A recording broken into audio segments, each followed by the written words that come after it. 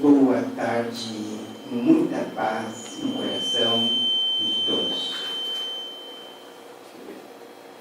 Hoje, diante do momento em que estamos vivendo aqui na Terra, momento de grande transição do mundo de provas e expiações para o mundo de regeneração.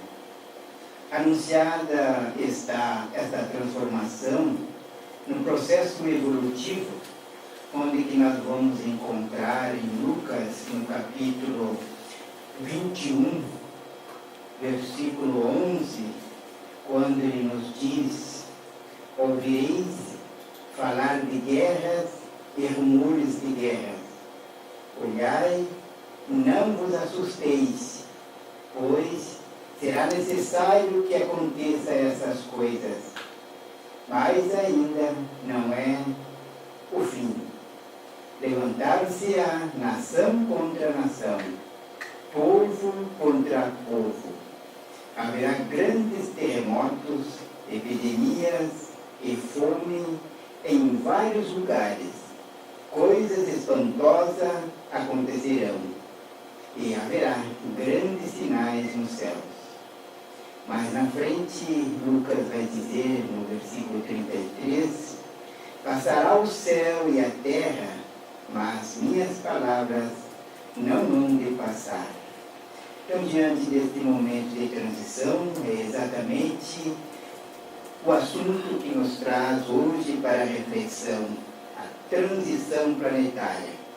E nós estamos aqui com a equipe do programa Falando de Espiritismo, com a presença de Mauro Preto, que é o presidente da Sociedade Espírita Irmãos de Boa Vontade, e também o Wilson Lemes, que é expositor e trabalhador da Sociedade Espírita Fé e Esperança. Também com a Irene, que é a nossa assessora, que está nas gravações desse programa, para depois ir para o Face e também para o YouTube. Então, aqueles que, porventura, perderem alguma parte do programa hoje, podem depois acessar a partir de amanhã, né, Wilson? Aqui estará esse assunto, que é a transição planetária. Boa tarde, Mauro. Boa tarde, Paulo, Wilson, Irene, companheiros do estúdio.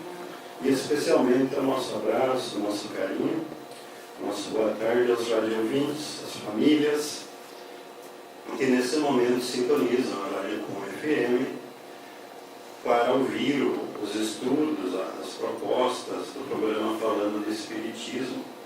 E hoje com esse tema bem instigante, né, Paulo, que você já anunciou no início, falando sobre a transição planetária, em razão de tantos acontecimentos que a gente está envolto a nível mundial, atentados, acontecimentos físicos de terremotos, enchentes, tsunamis e outros acontecimentos a nível mundial. E se nós nos voltarmos aqui para o nosso país, o Brasil, também tantos acontecimentos na atualidade que nos deixam um pouco abismado. Seria o final dos tempos? O que é o final dos tempos na visão espírita? Esses acontecimentos que nos parecem apocalípticos, seria o fim? Como a doutrina espírita explica todos esses fatos que para nós parece um momento tão importante, tão delicado, tão preocupante da nossa humanidade. Então, no decorrer desta uma hora, de hoje à tarde, nós vamos procurar responder alguns desses questionamentos na visão da doutrina espírita, Wilson. Uma ótima tarde aos nossos amigos radiovintes e uma ótima existência, ou ótima encarnação, àqueles que mais tarde vierem a assistir esse nosso programa através da internet, do YouTube e também através do Facebook. A abordagem é muito interessante a respeito da transição planetária, que nos remete aos temores que até conhecer o Espiritismo nós acalentávamos em decorrência de uma falsa interpretação das obras do Novo Testamento, notadamente o Apocalipse. Hoje pela manhã, ouvindo uma palestra em um seminário feito por Haroldo Dutra Dias, cujo título é Apocalipse, Mitos e Verdades. Eu observava que a maioria, como não poderia deixar de ser, são pessoas que curtiram, que é o termo que se usa hoje quando se acha positiva a publicação de um determinado assunto. Então tem lá curtidas, tem um número, e tem as pessoas que acharam negativa. E por incrível que pareça, em torno de 40 e poucas pessoas acharam negativas. E eu questionava, como pode alguém, acredito eu que essa pessoa não assistiu tudo que ali estava, por um preconceito arraigado em informações equivocadas ou até mal intencionadas que receberam. Porque eu me recordo que uma época eu morava no Paraná, estava fazendo o ensino fundamental. E eu cheguei até a biblioteca e encontrei uma obra que pretendia trazer, e acredito que trouxesse, uma ideia sobre a evolução. Descobertas de Darwin, e que dizia assim, logo no início: se você aprendeu na sua religião que tudo foi feito como está, segundo eu me recordo, porque não posso ser fiel, já faz muitos anos, hoje eu estou com quase 59 anos, imagine quanto tempo isso faz. Vai ter uma nova visão depois de ler o que está nessa obra. Imediatamente eu fechei a obra, fechei o livro, achei que se tratava de uma heresia, porque eu até então tinha a ideia de que tudo que existe foi criado tal qual está. Deus criou o mundo, era a minha visão. De fato, Deus criou o universo, mas eu não compreendia como que Ele criou o universo. Eu acreditava que tudo que existe foi feito tal como está e que não houve evolução. Que nós sempre fomos tais quais estamos, destinados a uma única existência, e fim dessa existência nós seríamos encaminhados, segundo as nossas obras, para o céu ou para o inferno. O resto era heresia. Então esses irmãos que têm essa visão, que as suas religiões lhes trazem, não lhes permite no momento abrirem-se para saber o que os outros pensam. E depois, comparando aquilo que te receberam de informação com o que os outros pensam, ver de que lado está a razão. E o Espiritismo nos vem abrir os olhos para estas questões. O Apocalipse, o próprio Chico diz, segundo o Haroldo, é que o Apocalipse é uma revelação de coisas para não ocorrerem. Ou seja, o Apocalipse está revelando informações que não devem acontecer, ou seja, não devem se nós formos alertados e observarmos o alerta.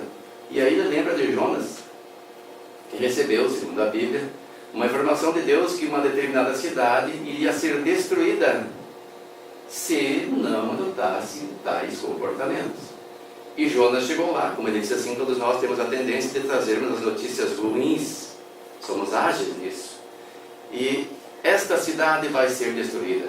Todas as pessoas ficaram chocadas, se não comportar-se de tais e tais formas. E eis que aquela população mudou o seu comportamento e a cidade não foi destruída. E Jonas ficou desgostoso porque ele foi desprestigiado, porque ele prevera que a cidade seria destruída e não foi. Então ele começou a questionar a Deus: como me colocaste nesta situação? Eu agora perdi a minha credibilidade como um profeta que previra que a cidade seria destruída. Tudo isso porque, questionado a respeito, Chico Xavier recomenda que nós leiamos a parábola de Jonas. E quando nós lemos essas palavras, não percebemos que se trata de uma parábola, é uma figura, é um símbolo. Não quer dizer que as coisas tenham acontecido de tal e tal forma, mas é uma simbologia. Todo o Antigo Testamento é simbologia, é parábola. O Novo Testamento também tem diversas parábolas adotadas por Jesus. E assim também é a questão do Apocalipse. É uma previsão, mas Haroldo nos diz que, infelizmente, grande parte do Apocalipse cumpriu-se tal qual a previsão, porque nós ainda não fizemos essa transformação necessária para que tais coisas não acontecessem. E as coisas do futuro também podem ou não acontecer, dependendo do nosso modo de agirmos depois dessas informações. Nós não podemos mudar o mundo, mas nós devemos mudar a nós mesmos. E nós nos mudando já vai ser uma melhora para o planeta. E outra coisa, se nós formos olhar o que vem acontecendo no mundo, há pouco eu ouvia o Moral Wilcon, um gaúcho aqui de Porto Alegre. Ele não disse que é de Porto Alegre, mas ele fala de Porto Alegre como se fosse um morador de lá, acredito que seja. Ele disse que a questão de um pouco mais de 100 anos, nós não imaginávamos que existissem coisas que hoje existem, capazes de o homem fazer. Não havia televisão, a maioria das pessoas não possuía rádio. A escravidão ainda era aceita, até 1888, a escravidão era aceita no Brasil. A mulher não tinha direito a fazer coisa nenhuma, a não ser com a autorização do seu marido. Recentemente, mesmo se ela quisesse exercer a profissão de professora, o marido tinha que assinar um documento autorizando a mulher a exercer essa profissão. Pouco mais de 100 anos. Então houve uma mudança muito grande nesse aspecto e que tudo isso está englobado nessa fase de transição. Então nós estamos caminhando para um mundo melhor. Existem muitas instituições fazendo bem e que não são destaque na mídia. E eu estava curioso, a propósito, fazendo minhas elucubrações mentais a respeito dessa fase, eu queria falar nesse programa de rádio. E aí me lembrei do Satya Sai Baba, que é muito conhecido, principalmente no movimento espírita, como um grande realizador de fenômenos. Mas eu há algum tempo pensei, mas quais são as obras de Satya Sai Baba? Porque ele é conhecido porque materializava objetos de ouro e diversos objetos que doava às pessoas, até o próprio Divaldo disse que recebeu dele alguma coisa. Mas qual é a importância dele? Por que quase ninguém fala? Por que a mídia não fala desse homem? E existe um vídeo, ou mais de um, pelo menos um encontrei, que conta as suas realizações como administrador de recursos que lhe eram doados voluntariamente, porque ele nunca pediu nada, pela sua credibilidade. Ele atuou na área da saúde, na área da medicina, do saneamento básico, e não era vinculado a religião nenhuma. Ele trouxe para nós uma nova visão de como administrar os bens do mundo, e o seu maior objetivo não era trazer a educação acadêmica para os jovens, mas a transformação de caráteres.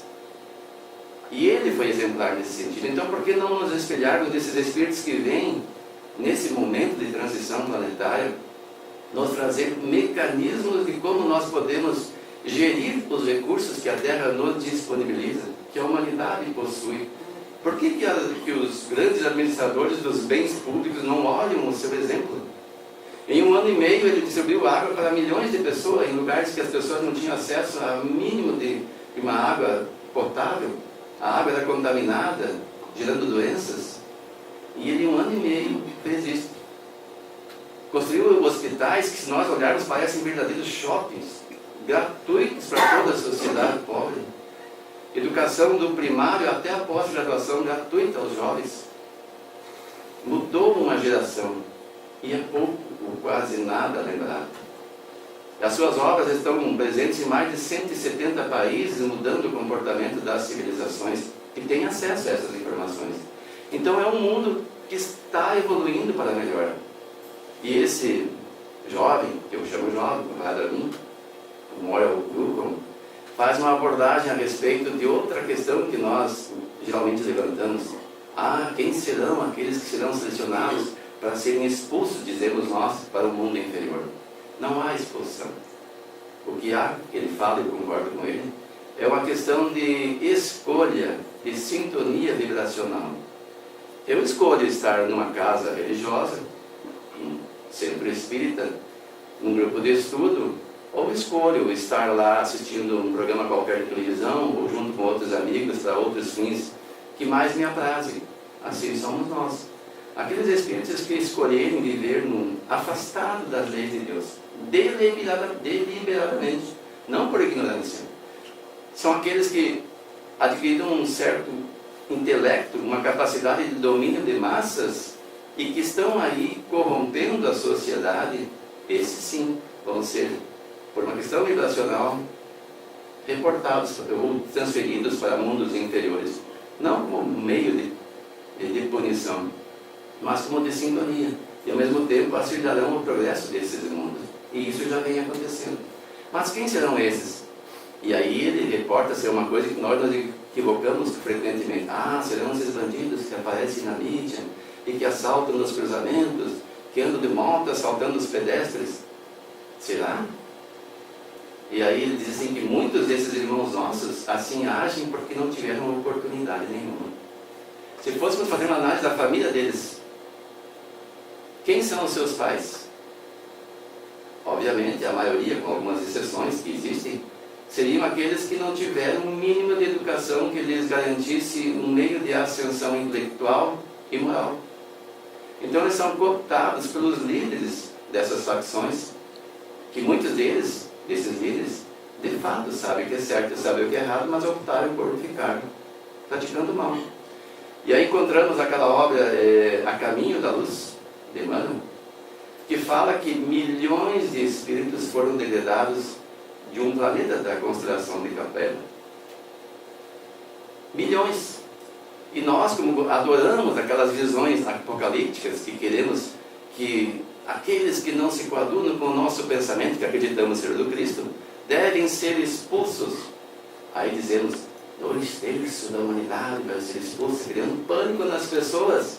Será que eu não estou dentre estes? Cada um faça a sua avaliação. Estou ou não? Eu sou um líder que faz com que as pessoas se corrompam? Eu não sigo os preceitos do Cristo? Tenho dificuldade de introjetá-lo e exercitá-lo no dia a dia? Então cada um faça a sua avaliação. Mas não vamos criar pânico, porque muitos desses espíritos que estão equivocados agem sob o comando de líderes. E como eu disse nessa obra do Emmanuel, A Caminho da Luz, milhões. Não são bilhões, milhões. Mas quem são esses milhões? São esses que estão lá, e até, não vou usar o termo aqui porque acho que a gente tem que utilizar certos termos de forma adequada, no ambiente onde fala, estão na mídia, por exemplo, aplaudindo comportamentos equivocados, como se fossem ídolos, nossos heróis, dizem eles, em alguns casos, como se aquilo fosse o melhor da vida, como exemplo para outros seguirem, e corrompem os costumes, corrompem a moral vigente.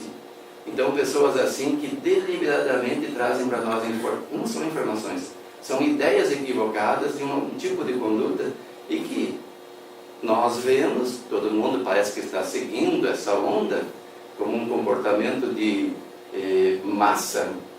Alguns dizem massa de manobra, outro efeito manada, um faz, um grande grupo faz, eu também vou junto, porque é efeito manada. Então nós passamos a nos comportar desta forma, nesse momento de transição, quando Jesus disse que quando chegar essa hora, quem estiver no telhado não desça, quem estiver no campo não volte para apanhar o que quer que tenha deixado para trás. E aí fazemos uma análise, o que Jesus quis dizer com isso? Quem estiver no telhado, quem estiver no campo. No telhado significa um certo progresso, eu já estou acima da média. Eu olho para baixo e vejo a maioria fazendo aquilo e parecem felizes, são alegres, aparentam ter saúde, têm sucesso, por que eu não vou fazer também? A sociedade aceita, ninguém condena. Aquele que está no campo é aquele que está trabalhando, já está na seara do Mestre Jesus. Nós que pregamos o Evangelho de Jesus, que reproduzimos aquilo que lemos, meditamos, estudamos, estamos nessa tarefa. Somos os trabalhadores. Então nós começamos a olhar e pensamos, mas se eu fizer um pouquinho só daquilo, não vai ter problema. Então a gente faz uma análise. Será? Eu sou uma pessoa que já tem uma maior responsabilidade pelo meu conhecimento. É bem provável que eu, de posse desses conhecimentos, até venha a ser conduzido por sintonia, porque escolhi esse comportamento por livre e espontânea vontade. Enquanto que outro que está aí prejudicando a sociedade, e nós achamos que são os marginais que devem ser banidos, não tiveram essa oportunidade. Então a cobrança em relação a eles é menor, porque eles, renascendo na carne, numa próxima encarnação, afastados esses que assim se comportam, induzindo as massas a agirem equivocadamente, não vão ter mais um contato pernicioso com esse tipo de comportamento e de, entre aspas, instruções perniciosas, porque então eles vão ter contato com espíritos mais adiantados, como esse Satya Sai Baba, que infelizmente não foi devidamente observado, como Madre Teresa, como Irmã Dulce, como Gandhi, como atualmente Divaldo Franco, como recentemente Chico Xavier. Então, em contato com espíritos assim que retornem, nós sabemos que existe uma multidão de espíritos retornando, jovens que estão mudando o mundo, com pensamentos avançados, que farão que nós repensemos para melhor nossos comportamentos, esquecendo dos atavismos, dos nossos preconceitos. Porque há pouco eu conversava em casa, quando nós éramos crianças, nós não tínhamos muitos preconceitos. Nós convivíamos entre os diferentes sem perceber que éramos diferentes. Mas nossos pais, a sociedade, aos poucos, incutiram em nós esse preconceito. E nós fomos induzidos a introjetá-lo. Hoje, a nossa filha até comentou, que às vezes a pessoa olha alguém na rua assim, que tem um determinado porte que não é aceito como um padrão e diz: essa pessoa deve, no seu hábito alimentar, agir de tal forma. Mas daí a pessoa pensa no que aprendeu. Mas não devemos discriminar as pessoas. Então eu entendo que ela deve ter algum problema e começo a fazer um esforço para aceitá-la. Então eu estou fazendo uso da razão, embora eu ainda carregue em mim o preconceito. Eu estou iniciando um processo de mudança interior. E esse processo precisa avançar. Porque como é que vai acontecer a transformação do mundo de provas e expiações, que é o nosso ainda, para um mundo de regeneração? É preciso que os espíritos encarnados aqui, a maioria pelo menos, tenha no seu comportamento um equilíbrio maior. Uma mudança, que atualmente nós estamos mais para a fase negativa. Como eu disse, nós gostamos muito de transmitir notícias ruins e pouco de animarmos as pessoas. Então, quando nós equilibrarmos isso, pelo menos, porque ainda haverá provas e ainda haverá expiações, mas menos contundentes, porque nós seremos mais solidários. Então, esses espíritos vão mudar o planeta. Pelo seu comportamento. Não vai haver um passe de mágica assim: vamos tirar todo mundo que não presta daqui, porque o próprio Jesus disse que não se pode separar o joio do trigo sem que faça com que o trigo pereça. Então a coisa é gradual. E nós, se quisermos continuar nesse planeta, devemos fazer a nossa parte. Já somos suficientemente esclarecidos e o nosso exemplo é o único meio de educação para os que nos observam. A palavra é muito interessante, até pode chamar a atenção num momento, mas basta nós sairmos na rua e tomarmos uma atitude contrária àquilo que nós apregoamos como adequada, e os que nos ouvem dizem: mas olha só, ele fala uma coisa e faz outra. E aí eles vão ter desmotivação para fazer o esforço que talvez já tenham iniciado para seguir as orientações de Cristo que nós transmitimos. Mas mesmo que isso aconteça, nós lembramos sempre que o nosso exemplo é Jesus. Não são aqueles que pregamos o seu Evangelho, porque nós fracassamos muitas vezes. Os próprios apóstolos negaram na hora da crucificação, mas depois modificaram o seu comportamento. Fizeram um esforço e hoje são tidos como exemplo. Que possamos nós também fazer esse processo para avançar. Nós vamos observando que a transição planetária, que tanto se fala no meio espírita, e observando o que acontece no nosso dia a dia, fica realmente um tanto complicado de nós fazermos uma real compreensão do que a doutrina e até mesmo o que nos narram nas ações que Lucas nos traz. Mas é preciso que passamos a entender o que é essa transição. Mas antes de eu passar para o Mauro, que já estamos agora 13 horas e 24 minutos, nós queremos falar que esse programa também tem um apoio da Pousada das Missões, que tem o telefone 55, região 3381 1202, na rua São Nicolau 601, São Miguel das Missões. O e-mail da Pousada é pousadamissões@terra.com.br ou pelo site pousadadasmissões.com.br, além do Grupo Espírita Chico Xavier, que fica na rua Marcial Deodoro 1343, da Sociedade Espírita Fé e Esperança, que fica na rua 22 de Março, próximo ao ginásio ginásio de esporte Marcelo Mioso, e também a Sociedade Espírita Irmãos de Boa Vontade, que fica no bairro Pipe. Eu nunca consigo lembrar o nome da rua, seu Mauro poderia nos...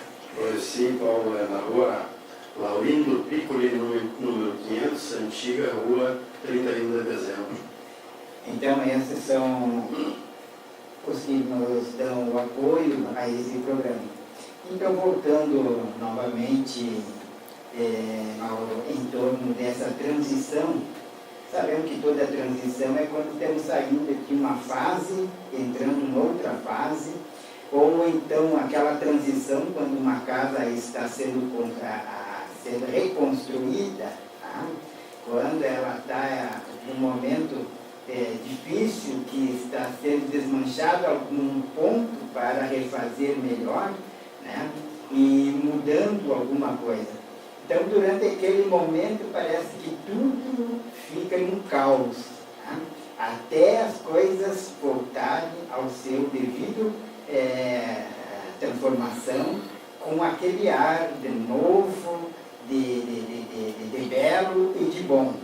Então, quando nós olhamos aqui que nos dias de hoje a sociedade observa a violência, além da violência, essa agressividade total que a gente observa que é o que mais narra, que a gente deixa de ver as coisas boas, que são milhões, para que observamos um fato, o dia inteiro batendo na mesma tecla por causa da negatividade que ela traz.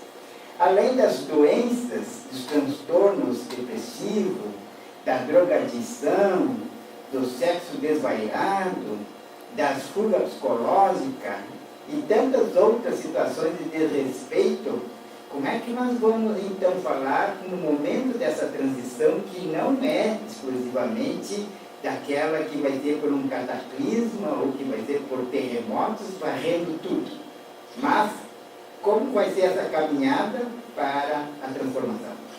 Uma boa pergunta, né, Paulo? Merece um seminário para nós responder.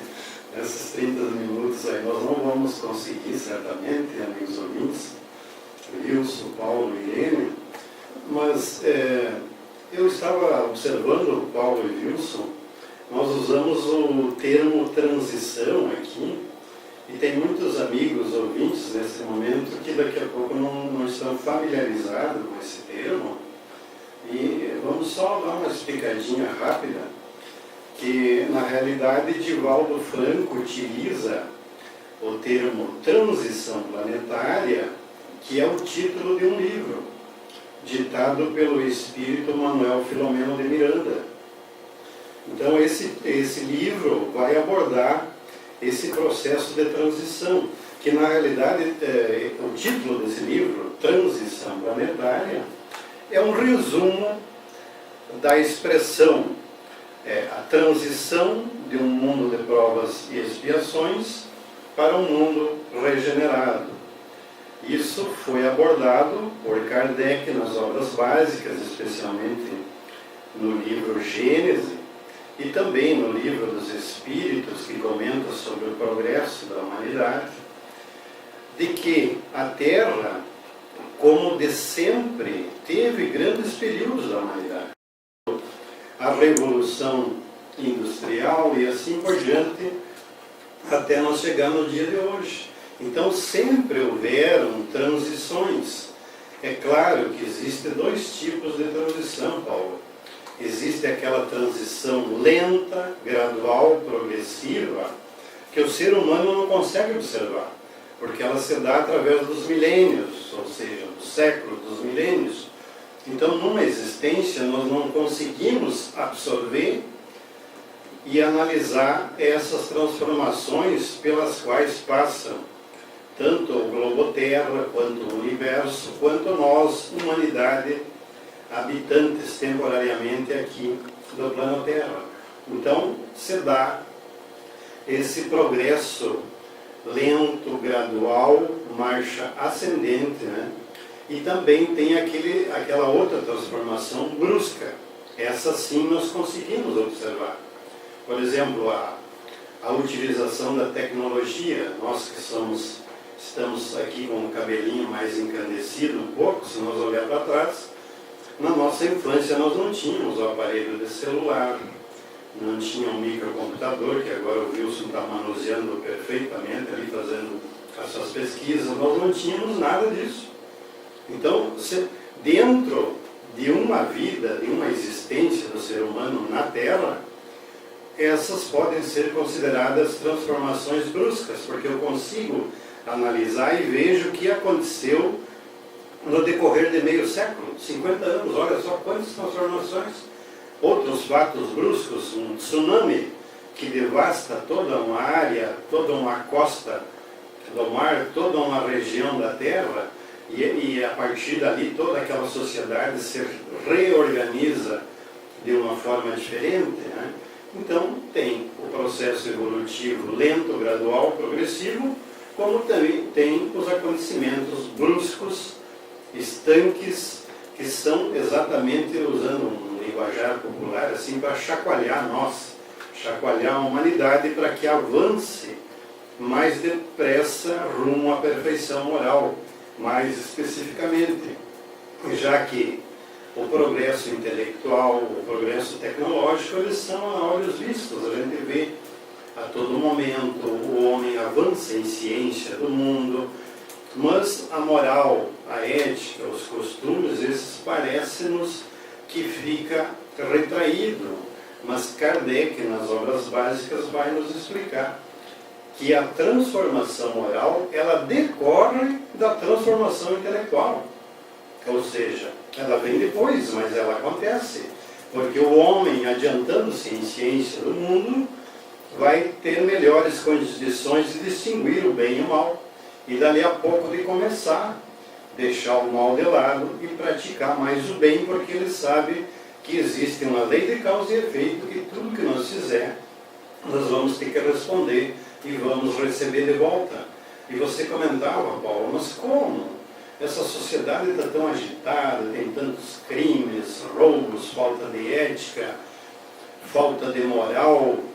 Nós não podemos esquecer, Paulo, que se nós olhar para trás da história, existiam atrocidades, né? Se nós olhar na época de Jesus, quando os cristãos eram jogados nas arenas para que os leões o devorassem nas fogueiras, e depois toda a história da humanidade, que povo dizimava povo, o mais forte dizimava os fracos, a escravidão, enfim, tantos hábitos e costumes, atrocidades que o ser humano fazia, mas que não se tinha notícia.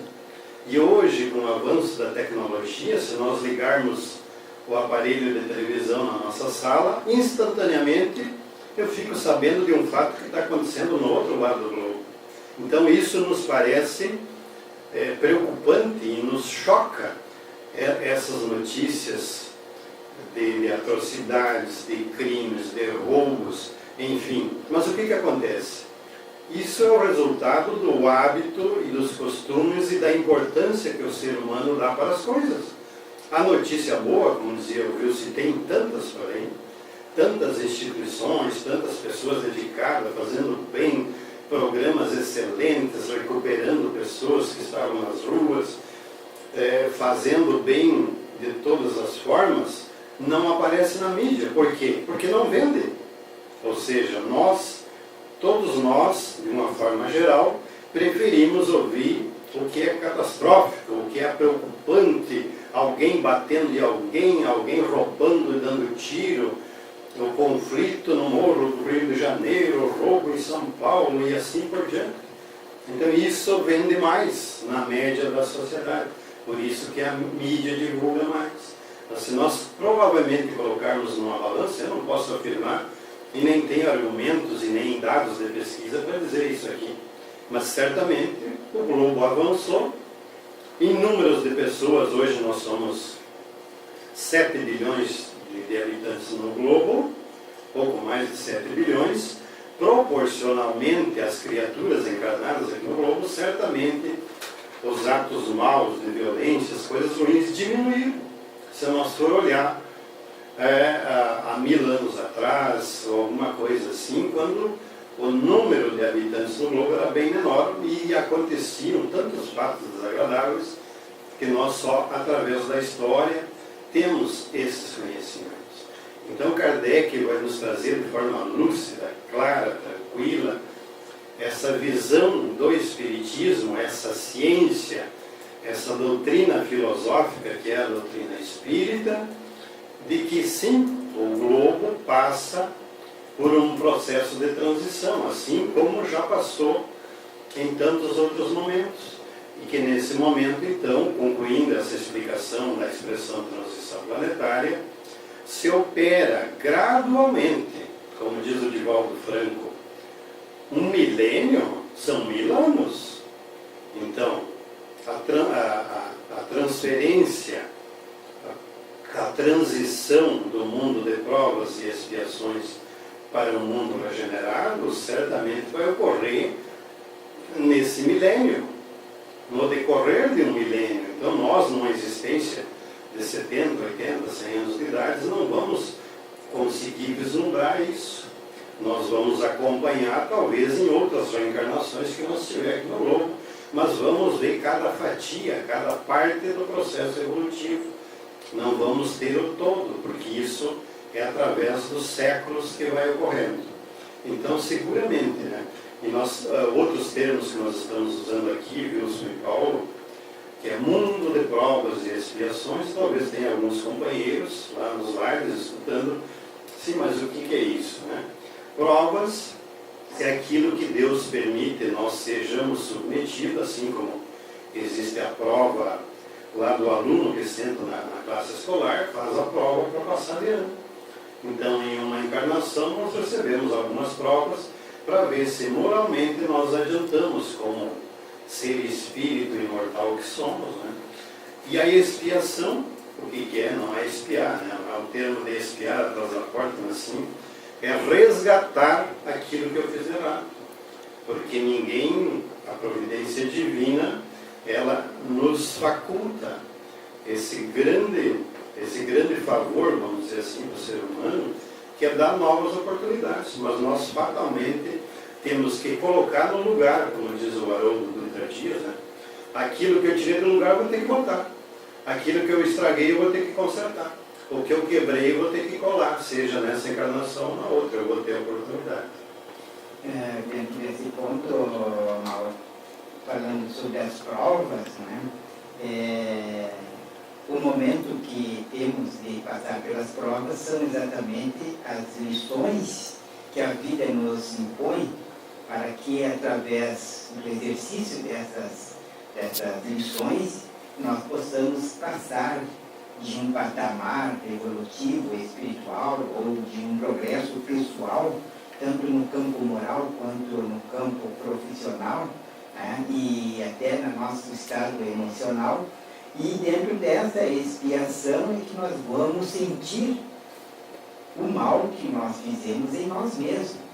Então, no momento que nós estivermos em expiações, nós estaremos sentindo que aquela atitude anterior que nós cometemos contra o nosso próximo vai doer em nossa carne e nós vamos perceber que não devemos fazer de novo.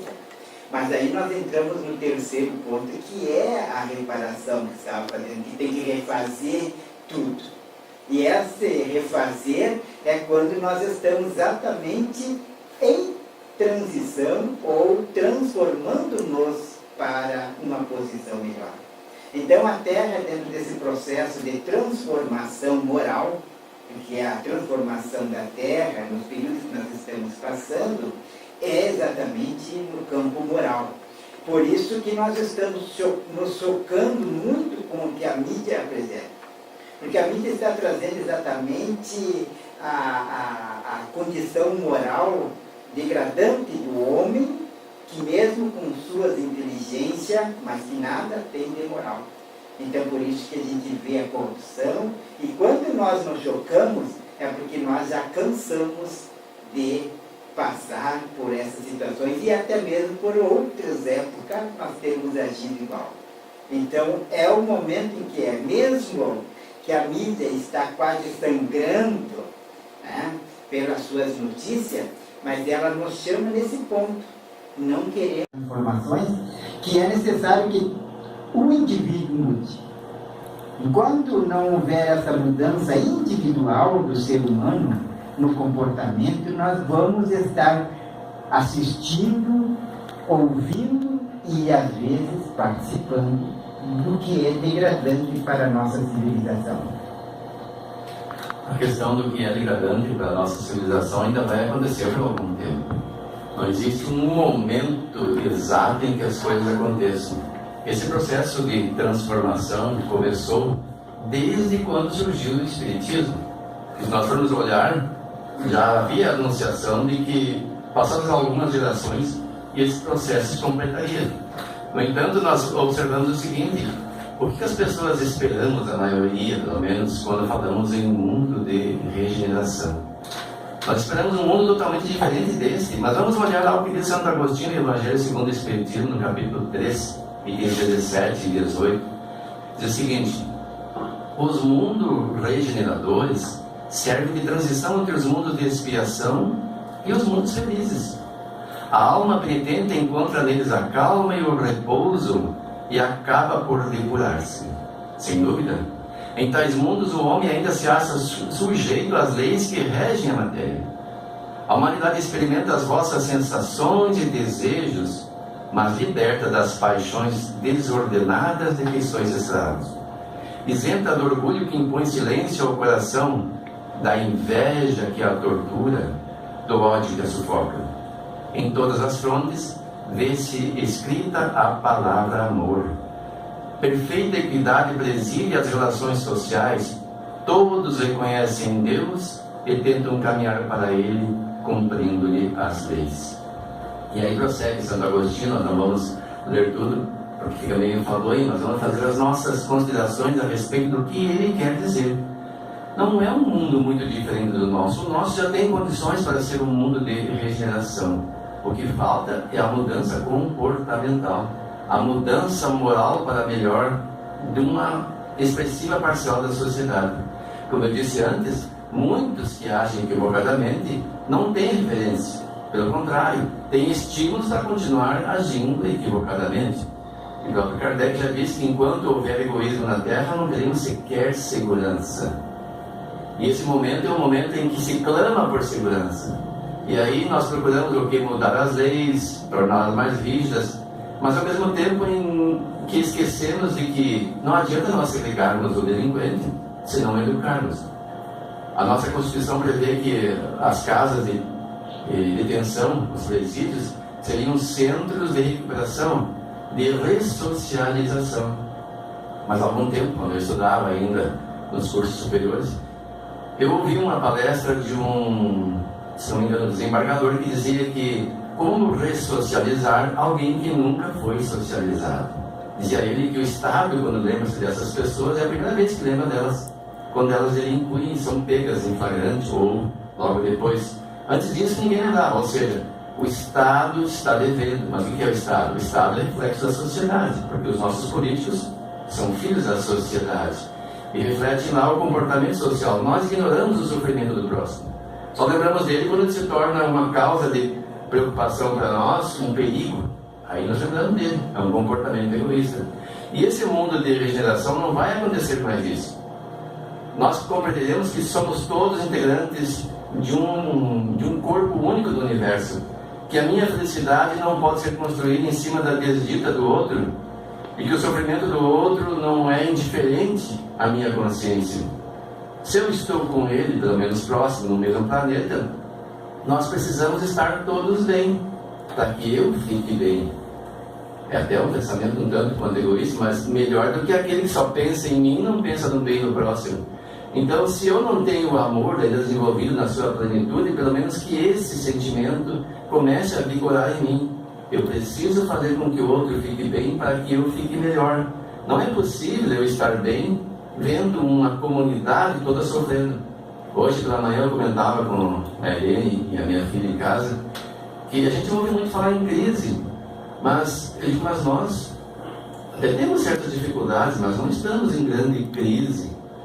A gente vê, por exemplo, aí a perda de empregos, empregos que foram extintos e não serão mais gerados, mas de imediato isso não nos afeta. Parece uma coisa tão distante. Por quê? Porque nós passamos de um concurso público e temos um cargo, pelo menos por enquanto, com uma certa estabilidade, embora a gente comece a ver pelas beiradas estados com dificuldades, parcelamento de salário, e as pessoas começam a entrar em crise, mesmo aquela que tem um emprego estável como o nosso. Mas o que é crise? A crise é social. Embora eu não esteja pessoalmente inserido nela, na grandiosidade com que ela se manifesta, a grande parte da sociedade está sofrendo. Eu não posso ficar indiferente a isso. Então eu tenho que lutar, não pegando um objeto, destruindo coisas, mas lutar com o meu pensamento, com o meu modo de agir, transmitindo as minhas ideias, não me omitindo dessa realidade, para que as coisas continuem melhorando como até agora vinham. Os direitos, por exemplo, do trabalhador têm um histórico de conquista, desde a Revolução Industrial para cá, e agora estamos num momento que parece que há um recrudescimento. Então, por que está acontecendo isso? Nessa fase de transição, virão e já estão vindo à tona todos os valores controversos da sociedade. Uns defendem uma ideia, outros defendem outra, e se nós partirmos para os extremismos, nós não vamos chegar ao equilíbrio. E esse mundo de regeneração é um mundo de equilíbrio. Fala que aqui ainda haverá expiações, ainda haverá provas, mas que não serão tão contundentes. Nós ainda experimentaremos as sensações e desejos, mas libertos das paixões desordenadas de que somos escravos. Que paixões desordenadas são essas? Eu defendo os direitos humanos com unhas e dentes e não penso naqueles outros que pensam diferente. Por que eles assim analisam a questão? Não paro para conversar. Eu acho que só quem fala como eu penso é que tem a razão. Da mesma forma pensa o outro, que é o empresário. Ele só pensa no ganho de capital. Ele acha que tudo que for contrário é contra o seu modo de ver a vida, é contra o capital, é contra a sociedade instituída. Então temos que encontrar um equilíbrio. É possível. Quando nós lemos as obras de André Luiz, notadamente o Nosso Lar, nós percebemos, lá não é um mundo físico, mas é uma colônia espiritual, em que existe uma organização. Existe o governador, existem os ministros, e é tudo devidamente organizado. E o trabalho é valorizado lá, segundo a obra, com bônus hora. Bônus hora, ou seja, é dado à pessoa um direito de ter certos benefícios em razão do que ela produz. A ninguém falta o necessário, mesmo porque os espíritos que estão lá não são tão devedores. Alguns já espiaram nas zonas umbralinas ou mesmo na terra, e estão sendo socorridos. A todos tem um básico. Isso seria o ideal da sociedade. A que ninguém falte o essencial, mas que todos tenham a oportunidade de viver melhor de acordo com o seu merecimento, com a remuneração justa. E é isso que nós buscamos, é isso que nós defendemos, que o trabalho deva ser minimamente valorizado, não pelo cargo, mas pela importância dele e pelo empenho da pessoa em produzir melhor. Há pouco tempo eu falava que quem ama o que faz, dá de si o melhor e contribui da melhor forma para a sociedade. Então, é preciso desenvolver esse tipo de sentimento. Me amar em primeiro lugar, para poder amar o próximo, como Jesus nos recomenda. E amando o próximo, valorizar o seu trabalho, não tentar explorá-lo. E aí nós começamos a transformar esse mundo. Haverá dificuldade? Sim, ainda haverá. Porque, como diz ali, é apenas, como diz quem é que é o Espírito? Há pouco que eu falei, agora esqueci. Santo Agostinho, ele nos fala que é uma área de repouso, não é definitiva. Depois do mundo de regeneração, nós teremos outros mais adiantados, que serão os mundos felizes, os mundos ditosos, onde nós completaremos o ciclo reencarnatório, até que atinjamos uma condição de espírito puro, não mais necessitemos reencarnar. Então estaremos da posse relativa da felicidade possível ao espírito. Mas tudo isso demanda um tempo que nós não imaginamos, e que pode ser prolongado ou encurtado, dependendo do modo como nós procedemos. Jesus nos conclama a fazermos a reforma agora. Nós poderemos levar milênios. Na sua conversa com o Públio Lentulus, ele o admoestou. que ele poderia fazer essa transformação naquele momento ou com milênios de sofrimento. Então, fique essas considerações para que nós possamos melhor entender o que é um mundo de regeneração e o que falta para que esse mundo seja vivenciado desde agora na Terra. Então, Paulinho, eu acho que o nosso horário já está chegando ao final. Vou fazer aqui minhas considerações finais e dizendo então, resumidamente, que a visão da doutrina espírita, do codificador do Espiritismo, que é Allan Kardec, é que nada de catastrófico irá acontecer, um fim de mundo, coisa parecida, mas sim um processo gradual evolutivo. Sim, vai ficar a olhos vistos essa transição planetária em que o ser humano fatalmente vai progredir moralmente e espiritualmente. E Kardec nos diz assim: é essencial não esquecer que nós estamos em um momento de transição, sim, e que nenhuma transição se faz sem conflitos. E ele ainda observa que a agitação dos encarnados, ou nós aqui no plano Terra, se junta à agitação do plano espiritual dos desencarnados, que estão lá, quem sabe, aguardando uma oportunidade para renascer, reencarnar aqui na Terra. E essa agitação, na realidade, fica um momento mais perturbador, porque muitos espíritos conscientemente já estão percebendo que podem não ter a oportunidade de retornar ao plano Terra, que terão de ser degradados para outros mundos inferiores, pois que aqui estariam atravancando o processo evolutivo, causando transtornos à sociedade. Então Kardec nos diz ainda que dá-se então durante algum tempo uma verdadeira confusão geral, mas que passado como um furacão, após o qual o céu volta a estar sereno e a humanidade reconstituída sobre novas bases, imbuída de novas ideias, aí começa a percorrer nova etapa de progresso. Então, espiritualmente falando, nessa visão da doutrina espírita, de fato, esses acontecimentos surgem decorrente do que? De muitos espíritos que retornaram à Terra, que aqui estão, estarem tendo a última oportunidade. Então, na realidade, o plano espiritual, juntamente com o plano material de nós aqui encarnados, se entrelaça e acontece um agito muito grande. Haja vista que sem essa transformação, muitos espíritos não terão a oportunidade de aqui retornar. Jesus é o nosso caminho, nossa esperança de libertação total, nosso porto de segurança. Nunca é tarde para se recomeçar, de fazer caminhos, de corrigir enganos. Estamos empenhados no compromisso de reabilitação.